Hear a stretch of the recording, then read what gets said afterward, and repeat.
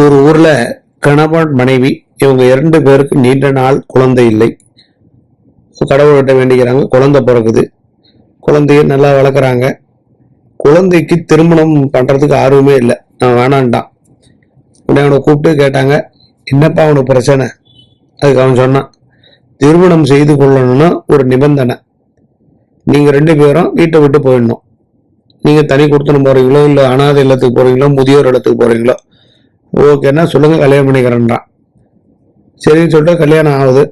இவங்க 2 பேரையும் தனியாக அனுப்பி விட்டுறான். அப்பா அவங்க அம்மா அப்பா ஒரு முதியோர் இல்லத்தில் விட்டுட்டு வரும்போது கேட்குறாங்க, ஏன்பா எங்களை இங்கே விட்டுட்ட அப்படின்னு.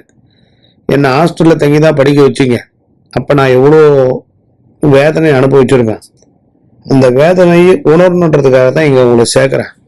அது மட்டும் இல்லாமல் நாளைக்கு என்னுடைய மனைவி வீட்டிலேருந்து யாராவது வருவாங்க, மனைவி வீட்டிலேருந்து ஆள் வருவாங்க, அவங்க நல்லா கவனிப்பாங்க.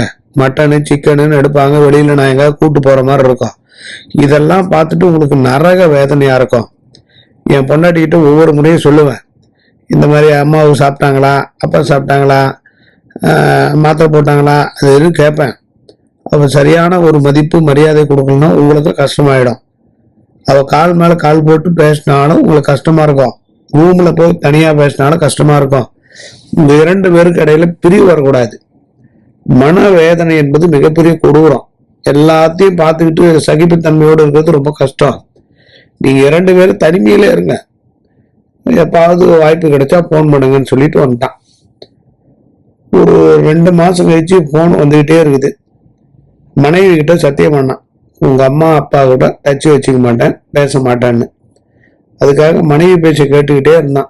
மனைவி சொல்றபடியெல்லாம் ஆடிக்கிட்டே இருந்தான். போன் வருது, ஒவ்வொரு முறையும் கட் பண்ணிட்டே இருப்பான். ஒரு நாள் மனைவிக்கு போன் வந்தது அவங்க அம்மா அப்பா கிட்ட இருந்து. அந்த அம்மாவும் போன் எடுக்கல, பிளாக்ல போட்டுச்சு. இப்படியே நாட்கள் போச்சு. ஒரு குறிப்பிட்ட டைமுக்கு அப்புறம் ஒரு 6 மாசம் ஆச்சு, போனே வரல. இவனுக்கே சந்தேகம் ஆயிடுச்சு. அந்த முதியோர் இல்லத்துல போய் பார்க்கலான்னு சொல்லிட்டு போனா அவங்க 2 பேருமே செத்துட்டு இருக்காங்க, இறந்துட்டாங்களாம். ஒரு ஒரு கிட்டத்தட்ட இறந்து கொஞ்ச நாள் ஆகுதுங்கன்னாங்க. இது ஏங்க இன்ஃபார்ம் பண்ணல? உங்களுக்கு போன் அடிச்சா நீங்க எடுக்கல, உங்க அப்பா அம்மா போன்ல இருந்து. உங்க மனைவி கிடைச்சா அவங்களும் எடுக்கல. கடைசியில பிள்ளை பெற்றும் விரதம் இருந்தும் அவர்கள் அனாதையா போயிட்டாங்க.